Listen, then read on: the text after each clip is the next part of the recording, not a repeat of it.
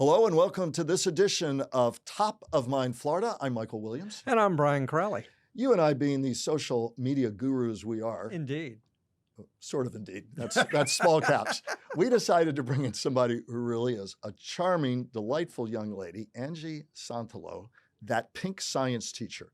How popular is she? Somewhere in the range at times of 200,000 followers on social media. And she's a teacher in South Florida. We're going to introduce her in just a moment. I have never known anybody who studied pink. Well, as for science. Well, you're about to find so somebody she studies pink who is pushing back frontiers everywhere. And let's take a look. One of the things she does that's funny, she talks about how her students speak to her. Let's take a look. I must work, but not gonna hold on. So raise your yeah. Raise your yeah. Bro, why do we have to write notes again, man? So you guys are always talking. Can I please call my mom? I forgot my essay at home and I stayed up all night writing it. Please. Can I please go to the office and call her? Please.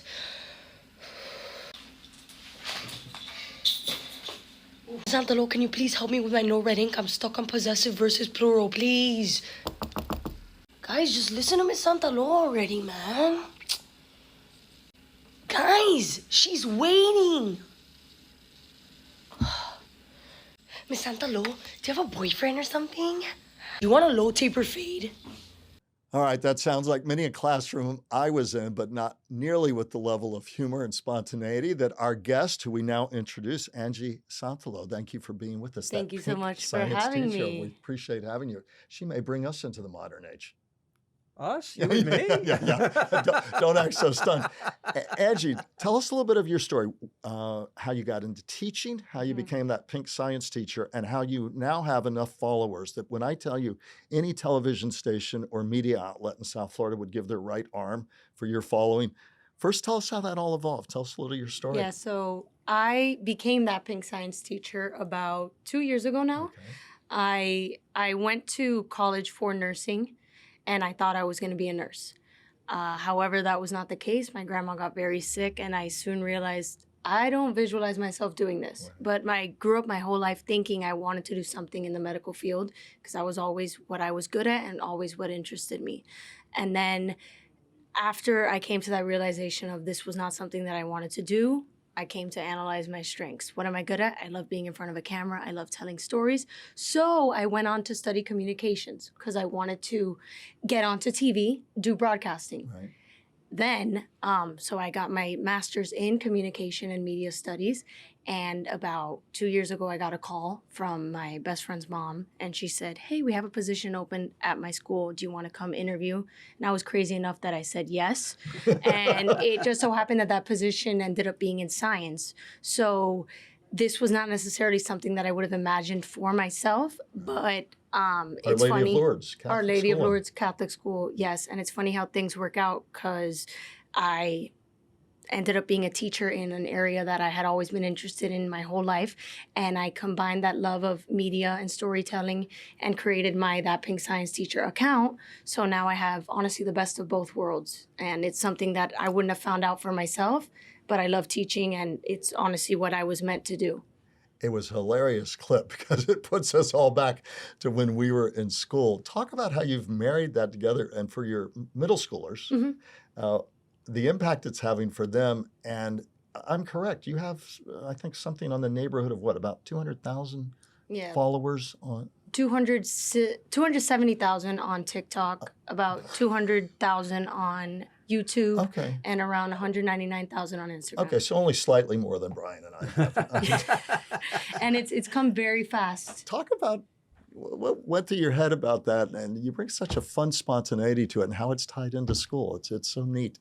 I started this account because I'm obsessed with myself, truly, and I would have watched my stuff if nobody was watching it. We're media guys, we get it. Yeah, we get it. Exactly. That's why we have 3 cameras. That's why we it's so nice to talk to other people who understand me, because in the world of teaching, you don't see that.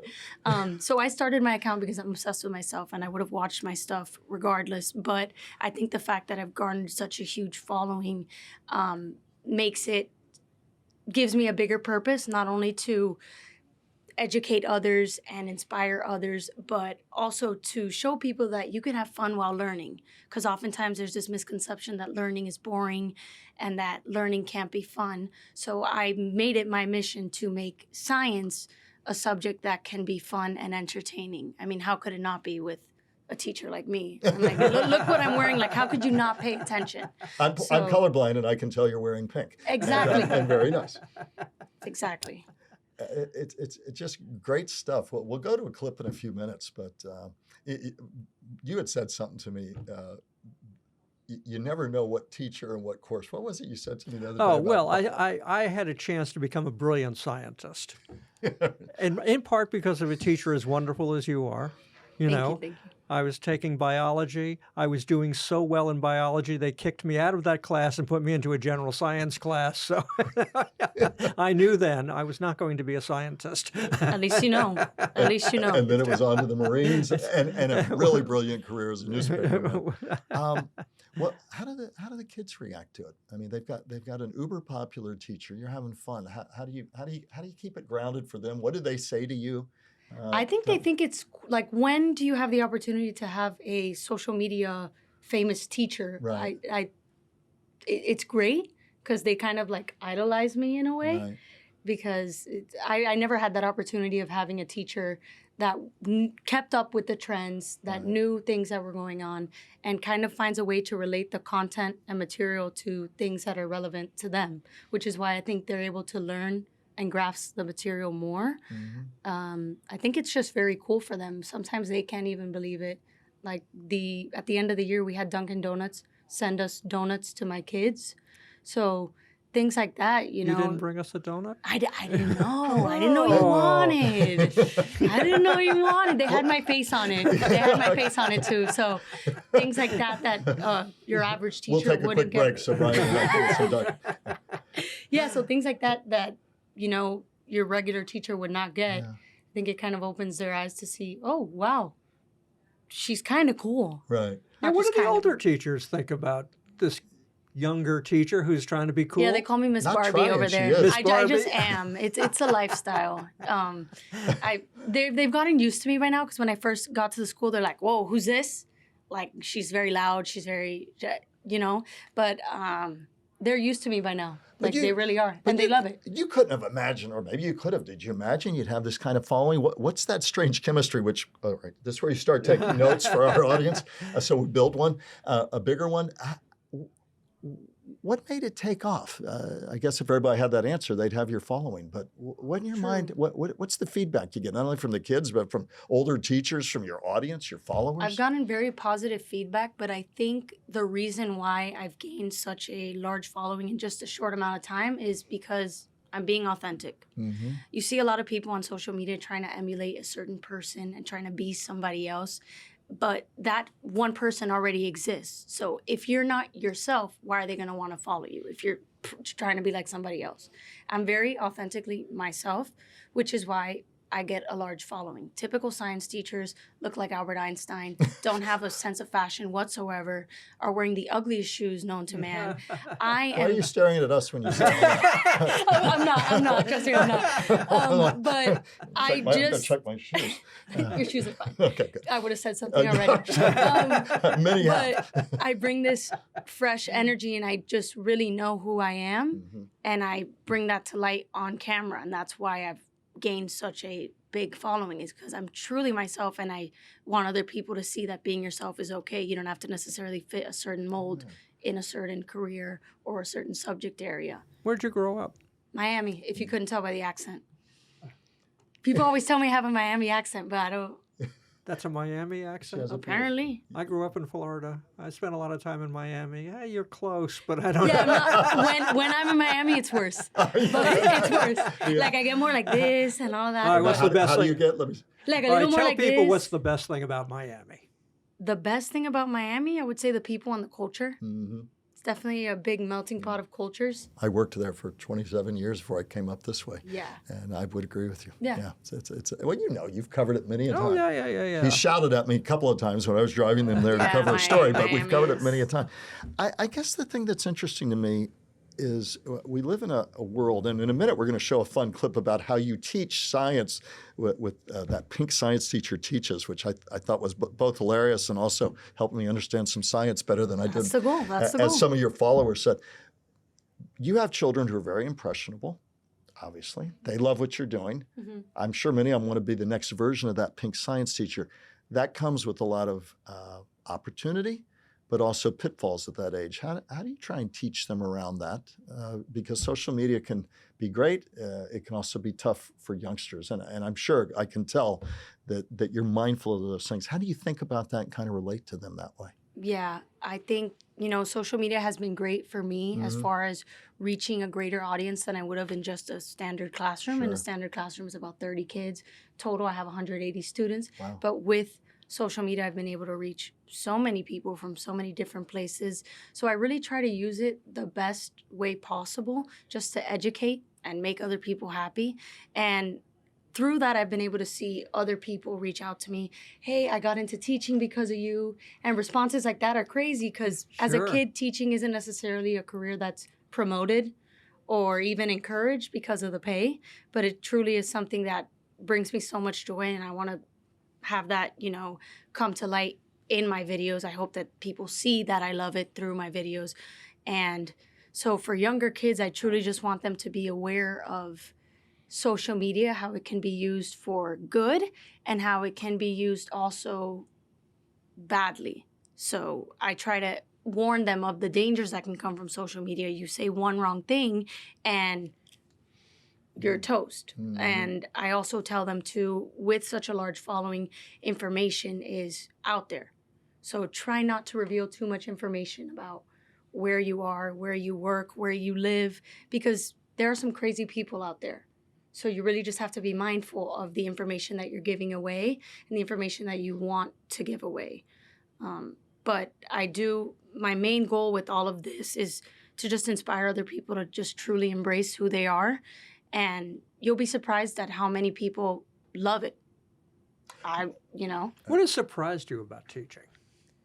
How much I love it and how good I am at it. I've always been a very high-achieving student. Like, I was the type of student. Could you have gotten me through biology class? Yes, yeah, that's my goal, is to get somebody who, let's say... You didn't see him in class. No, but you didn't see me in class. You didn't see me in class. The immovable force. Yeah. So I try to get that student who, let's say, isn't necessarily good at science, because you're either good at science or you're not.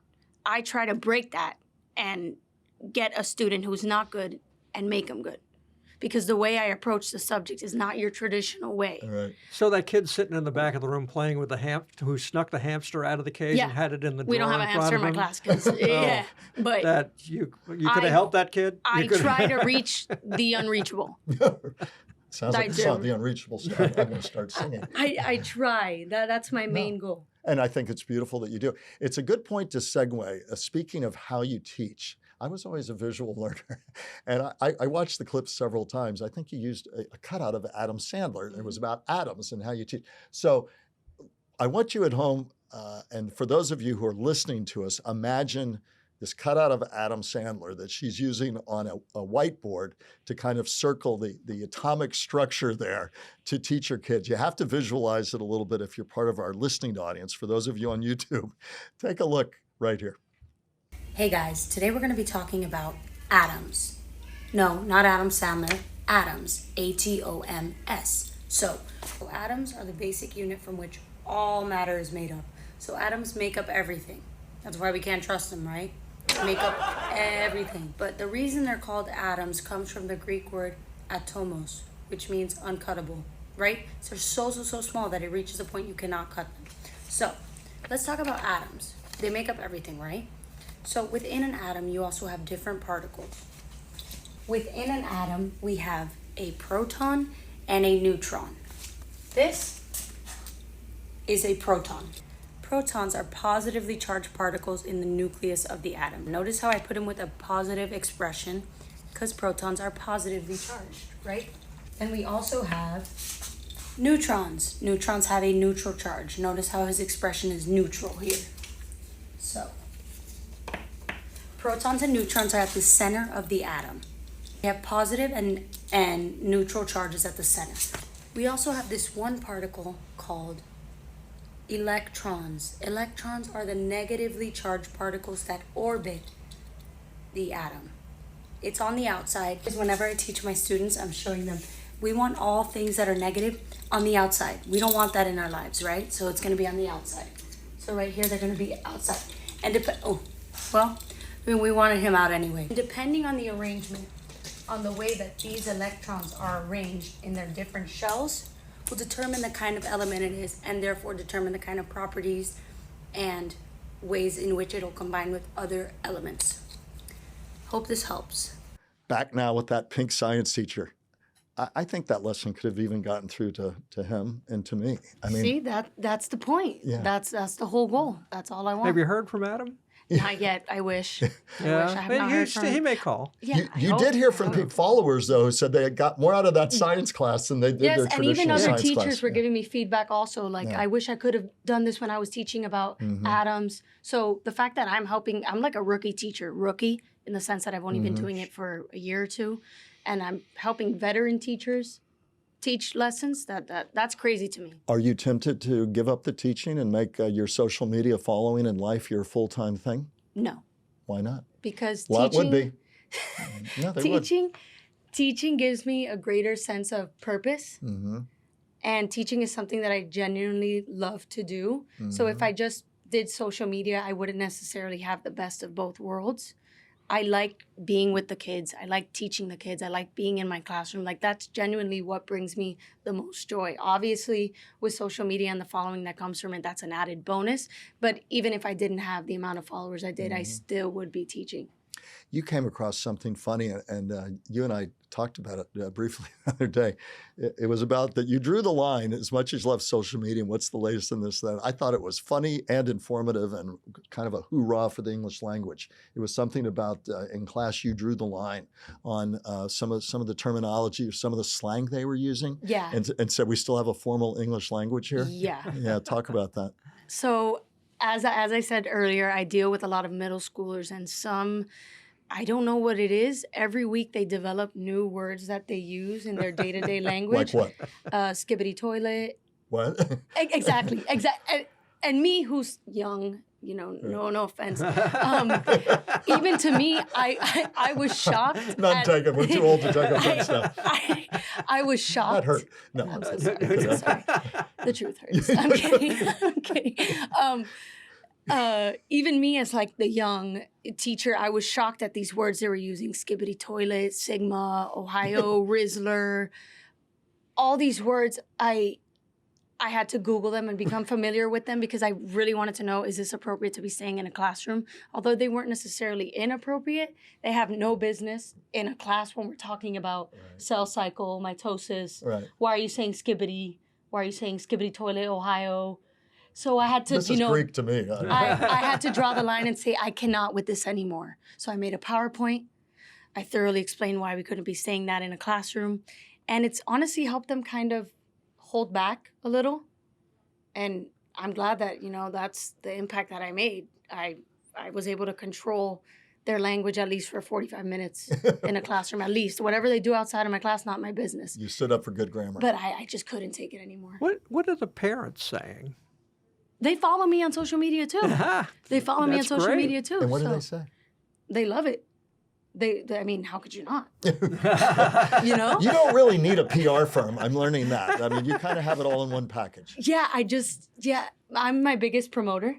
Like I said, I'm obsessed with myself. But I've gotten very good feedback from the principal, from the administration. They support what I'm doing. I mean, That's wonderful. I'm educating people. I'm using my platform for good. Which is why I hope it continues to grow also, so I can continue reaching not only students, but educators and parents as well. The bigger the following, there's always that feeling, how do I keep or expand that following? Do you ever feel that pressure where it goes from being fun to like, how do I come up with the next thing? How does that work for you? Yeah, I reach some points that I'm like, this is a lot of pressure. Like, it almost feels like a job. But the content I'm making is so fun that, like I said, even if nobody was watching, I would still watch it. So that's the main point. Like, if it ever gets to the point that I wouldn't watch my own content, then I'm doing something wrong. Wow. So as long as I always make content that I would watch, then I'm okay. Well, we're watching, which I know really skews your Absolutely. demographic. Yeah. Very young Yeah. with us There you watching. Yeah. go. You throw the numbers way off now. You know what? Better. I need that because I have a lot of little girls who follow me, so I need the numbers to kind of rise. How would you describe our niche, looking at us, knowing what we do in that kind of digital age? Your niche is more, I would say along the niche of my dad. But my dad finds my content funny too. Right. So as long as my content can resonate with all ages, that's when you know I'm doing a good job. I don't want my content to just resonate with teachers and students. Sure. I hope that, other people find it funny. So I'm universally funny. I like to think yeah. She I didn't am. jump to granddad, so I think we're making yeah. progress. No, Yeah. you see that? No, No, we yeah, loved the no, but- content when I saw it. It was Oh, great. See, that's good. I wanted to, be relevant for not just students or teachers, but everyone. Give us a sense. It seems to me so off the cuff, and I think it is. Play with us a little bit here and show us how you could loosen us up. And what would you do if I told you right off the top of your head, that you were doing something on Top of Mind, Florida? What would it be, off the top of your head? Well, what always gets me loose, I used to be a dancer. Okay. So did Brian.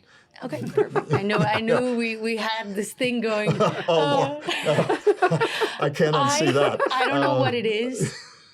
Every day when I do like a high kick, Okay. that for me gets me loose. Okay. Or drinking a Diet Coke. Right. But Well, we can do the Diet Coke. The high kicks. You don't do The a high high kick- Coke. high kick while with the Coke drinking is a going to high spill on Coke? my outfit. We can't have that, can we? No. You have to have that spontaneity, though. You either have that or you don't. Yeah. I mean, you have it big time. Thank you. And we have it in different ways. See, that's what's interesting to me about the social media and the digital ages. And I love what you said earlier. We talked about when we were starting this podcast. You've got to be true to what your lane is, and have fun with it. Yeah. and do And know neat what things. your lane is. Yeah. And And have neat people who take you outside your lane and help you see other neat things. But I think that's the pretty cool part of it. And what's the feedback you get from your vast array of followers? And I assume they're from all over the country and across a good chunk different places around the world as Yeah, well. yeah. What are kind of some of the funnier feedback you get both from students and just from followers? Yeah, the students always tell me, like not my own students, obviously, other students, they comment, I wish you were my teacher. I wish I had a teacher as fun as you. And then other teachers comment, oh, you're inspiring me to be a little more spontaneous in class, be a little more fun, play around with the kids, because that's what they're going to remember. I try to do stuff every day that I wish I could have had as a kid. I wish I had a teacher who was doing all this for the kids. I didn't have that. I had great teachers, don't get me wrong, but I'm trying to be that teacher that I wish I could have had. Mm-hmm. But the feedback I've gotten is great. Just all these things saying, I wish I had this, I wish. So it tells me that I'm doing something right, I think. Sure. But I've gotten very good feedback. I know on social media it's not necessarily the case. There's a lot of negative. You get a lot of negative feedback. I haven't. Mm-hmm. I mean, how could you hate on me? Literally, how could you hate on me? No, we could not. Exactly. Thank you. But I've just gotten very good positive feedback. And even if I Are did you pushing get, for us to be your agents? I would love it. I think I so would hip. love it. But, even if I did get negative feedback, and at the end of the day, you just need to know who you are and what you have to offer, Sure. and don't let other people diminish your light, because that's what they want. Mm-hmm. I'm curious. 200,000 followers. Again, all kidding aside, that's a huge following, and we're news guys by training. You're a teacher. How do you keep the discipline about saying I stay in my lane? I mean, if you get out and say something, a lot of people are going to hear it and listen, and that does bring a lot of responsibility. And some, like you, use it very responsibly. Others don't, and that kind of brings me back to the more serious part of the conversation about how you carry that responsibility, because having 10 followers is one thing. Having 100's neat. Having 1,000's neater. Having 10,000, 100,000, 200,000 does bring with it a different kind of impact you can have. Yeah. The fact of the matter is, if a lot more voices, you're going to be heard by a lot more people. Yeah, with your it's voice. like you're under a microscope. So how do when you? you're... I would think that does bring pressure with it. Yeah, of course, How do you- 100%. Who keeps you grounded? All kidding aside, how do you do that? So even like teaching as a profession, I feel like we are held to higher standards than normal people. Even just the way you dress outside of school can be talked about. So because I'm in teaching, I feel like I have a certain filter system in my head already of things I can and cannot do because I value the work that I'm in. But because I have a larger following, I also keep that into account as well. I am like my own filter system. It also helps that I have great parents who are always looking out for me. I mean, they raised a pretty good daughter. I would like to think, but they always are like my check points. They're like, oh, maybe take that out just in case. But I am very, very mindful of what I post, what I say, what I do, because not only because of what I do as a teacher, but also because of the large following that I have. It's a lot of eyes watching you, and there's a lot of eyes out there that want to see you fail. So that's why I just have to be careful. Tell us about one teacher who made a big difference in your life growing up. I had a lot of great teachers, but this one teacher saw something in me that I wouldn't have. And honestly, because of that teacher, I am who I am now, this outgoing, over-the-top kind of person. This was a teacher back in high school. His name was Mr. A. I had him for honors English my freshman year, and we were reading Romeo and Juliet. And for some reason, I started talking like this in a British accent and like reading it like that. And he told me like, okay, I'll stop with the accent now. I kind of think your accent's working thank very you, well. thank you you. too. That's what I tell think you, so. that's maybe the whole That's- show should be like this. That's what I think so. And basically, When I try that, my daughter says I sound like a pirate, but go ahead. basically, I started talking like that. Very, very And good there. I started You'll talking. both be on the West End starting next week. I started talking like that, and he told me, hey, you should consider going into drama. I had never done drama. I'd never sung a day in my life. And he told me to try out, and I did. You know, part of the greatest blessings come from just showing up. And that's what I did with teaching. I just showed up and I got the job. I mean, why wouldn't they hire me? I mean, I'm amazing. I showed up to the audition. I got into the drama class, and that year we did Sister Act. I ended up being one of the main roles, and I found this love of singing and performing on stage. Because of that, I found this confidence in me to be in front of people, to sing. That's like what I'm known for now, is singing in my classroom, doing the Mariah Carey whistle notes, things like that. But because of that teacher who saw something in me, I wouldn't have discovered that myself, because it was truly something I never uncovered. Now you have to sing a few I was going notes. to say, you've got to give us, come on. I hope I didn't break like the feedback or anything. All the There glass, goes the yeah. sound. But yeah, I do that like in the middle of class, you know. Sure, Things like that you sure. wouldn't expect from a teacher, but I'm doing that. I'm doing the kicks in class, all of that. We're going to So, practice the kicks right after the exactly. You just podcast. gotta- We promise. You got to stretch those hamstrings. Yeah. With us, we have to not overstretch the hamstring. Final kind of takeaway thought for you, for our audience. And will your kids be surprised? I love that generationally you sit down and that we can all sit down and have a good chat. I think sometimes that's missing now. We all kind of silo ourselves with our group. And so we were humbled that you say, yeah, I'll go talk to these guys. Well, I mean, but it is neat to have those conversations. What's kind of the takeaway we should have about the young kids, and maybe them about us? And what are your final thoughts? I think that it doesn't hurt to talk to other people. You know, I feel this generation is very cliquey. So we stick to our cliques because we like being comfortable. But a lot of times being uncomfortable is where the best things happen. So this situation, I was not uncomfortable because I love talking to people and I love that.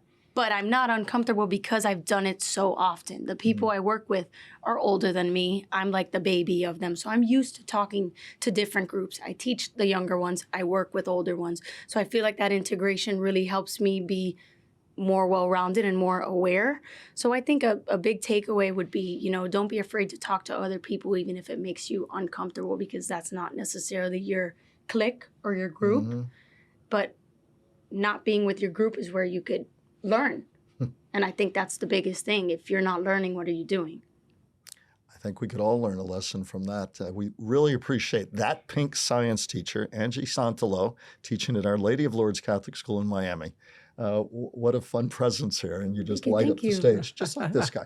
I look forward to seeing you, doing much more theater now that I know. well, I was singing, dancing, what more do you want? I mean, come on. Let's try the singing first. And, thank you so much for being our guest. Thank you. Final thoughts, Thank sir? you. Should I do a singing Crowley? Go ahead.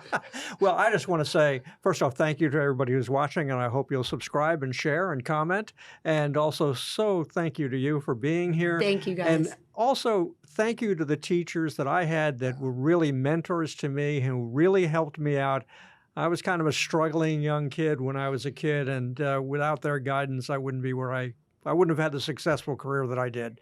So thank you very much for that. Yeah, we all are in debt to the great teachers we had along the way. So thank you, as always, my dear friend. Thank you for being a new friend of ours. We appreciate it. Thank you. And you'll see us on our next podcast, singing and dancing. That's it. I would love that. Yeah. I would definitely promote that. Well, yeah, well, that's one way of putting it. That's all we have today for Top of Mind Florida.